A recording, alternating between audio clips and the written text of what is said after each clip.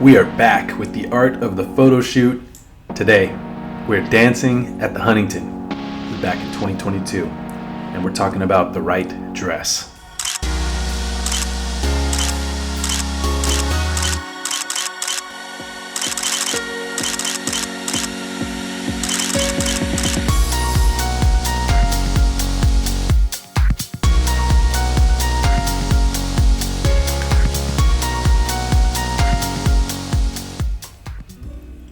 Welcome back, everyone. This is Greg talking to you about the art of the photo shoot, where I like to take you through past photo shoots that I've done with my wife, Natalie, to help you to go out there and do an amazing photo shoot yourself. So I like to talk about how we do it, where we go, what we shoot with, all that kind of stuff.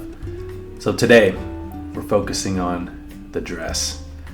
And when it says dancing at the Huntington, so even those of you that might be from California, Southern California, you might not know about the Huntington. It's not in Huntington, as in Huntington Beach. This is the Huntington Library, which is in or near Pasadena. And it is spectacular. It's one of the coolest botanic gardens you'll ever find.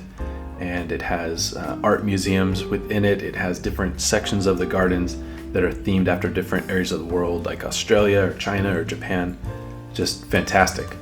So we went here for this particular photo shoot, and Natalie had two dresses that we were working with.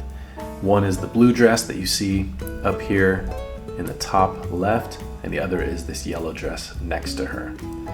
So why, you may be wondering, does it seem to be a black dress and a white dress? I'll get to that when we talk about channel mixing with black and white photos. But for now, let me get the words off the screen so we can see these pictures a little more clearly. There we go. So as I often do, I tell you how many pictures I shoot, and then we try to narrow it down to the best picture if we can. In this case, we probably took close to 400 pictures this day walking around the Huntington, and I've narrowed it down to 1, 2, 3, 4, 5, 6, 7, 8, 9, 10, the top 10. Top 10 out of 400, so that's 1 out of every 40 shots I consider to be a really good picture. So we got 10 that we're working with here, and in this case several of them are with that blue dress. In fact, most of them are, and then there's 2 that were with the yellow dress. What were we shooting with? Well, one of our go-to lenses has been that 50mm 1.2 by Canon. It's really crisp shots with a narrow depth of field when you have the aperture all the way open. But I also used my zoom lens. So here's 4 of Canon's zoom lenses. I have 3 of these 4. I've used all 4, but I have 3 of these 4. And one of my go-tos is this 2470.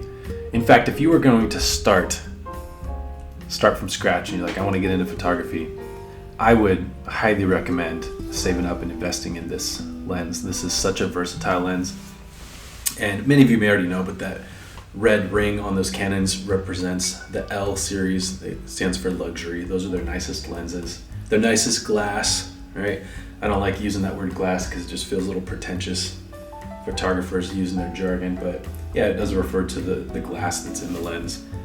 But this is such a cool lens. This was actually one of the first ones I ever got, and still have it, still use it all the time. It is a medium range zoom, so the lower the number, the wider the picture. So for example, this 1740 over here, which I have this one as well, this is a wide range zoom. So when you zoom all the way out to 17, that's pretty wide. Not quite fisheye status, but it's pretty wide, and then it zooms into 40. And this one does the same. I don't have this lens currently, but the 1635 is a similar range to this one. But then the 2470 is that medium range zoom, and then you can go up to, we have this one as well, there's different versions of this too, with the 7200. So as zoomed in as you can get with the 2470 is where the 7200 starts, and then you can zoom in further from there. Both of these lenses, the aperture goes down to 2.8. So when you have a fixed lens, the aperture goes quite a bit lower usually. In these cases, it goes down to 2.8 on the aperture. So you have a lot of versatility with the zoom, but also aperture drops down pretty low. It's got the autofocus as well. Awesome lens. So some of the pictures that we're talking about today were shot with this lens. Others were shot with our 50mm 1.2. So back to the pictures. Let's talk about what stands out. Let's start with the yellow dresses actually. So the lighting is nice here. Sometimes you don't want to see that the shadows going on depending on where the light's coming from. In this case, Natalie's face is pretty evenly lit, other than this spot of sun right here on next to her mouth, and then same thing right here on her clavicle. There's a big bright spot there. It looks fine. Sometimes that can be distracting. You want to avoid stuff like that. You want even light. This looks fine to me. And she's doing her classic pose where she's got her arm over her head. Actually kind of do the same thing here, arms up, fixing her hair, that kind of thing. The glasses are working really well with this outfit too. So here, no glasses. Here we got the glasses. And you can see the black and white next to it as well. We'll be talking about black and white pictures a little bit more today. I think between these two, it's hard to say. It's hard to say. These are both really good. Goes without saying, her eyebrows are killing it right here. Eyebrows are working for this picture for sure. This is a great one. Nice flow to the dress. Nice flow to her stance. All right, the rest of the picture is that blue dress. So here's what the blue dress looks like with real color. Okay, and this one I've airbrushed a little bit because I took it in too low of light. So hopefully it's not too obvious that I did some work there to brighten up her face. But this is the color of the dress. Ooh, pink toes. Actually matches nicely. But what I like to do, and some of you have done this as well, is when you work with this picture in post-processing, you can isolate the color channels, right? In this case, the blue. And you can either turn up the blue to where it's very bright, and then when you make it a black and white, like we're looking at right here, the blue appears as if it's a light color or even white, especially against her skin tone. So if you turn the yellows and the reds down, which is what we find in our skin tones, more yellows and reds, then it makes her look even more tan or dark compared to that blue dress. So if you just were to look at this picture, you would think this is someone with a fairly darker skin with a lighter colored dress. And then in reality, I'd say the dress and the skin tone are similar in terms of darkness. And then you can do the opposite as well. So if I go down to, so this one's also in the same channel mixer, making the blue a lighter color, but you can do the exact opposite. So here's that. You can turn the blues down, make the dress very dark, almost like it's a black dress, and in black and white you can't tell what tone it is, just something dark, and keep the skin tone about where it is so it looks like she's got a darker dress. Now sometimes a girl just wants to be spun, she just wants to spin that dress. So in this section of our photo shoot, Natalie is doing a little twirling her dress around. I love the action of that. This picture stands out to me, this rocks. And it definitely shows off her shoes as well. So these shoes have got like little studs going to it, almost like a heavy metal rocker situation, but it works well, right, with the dress.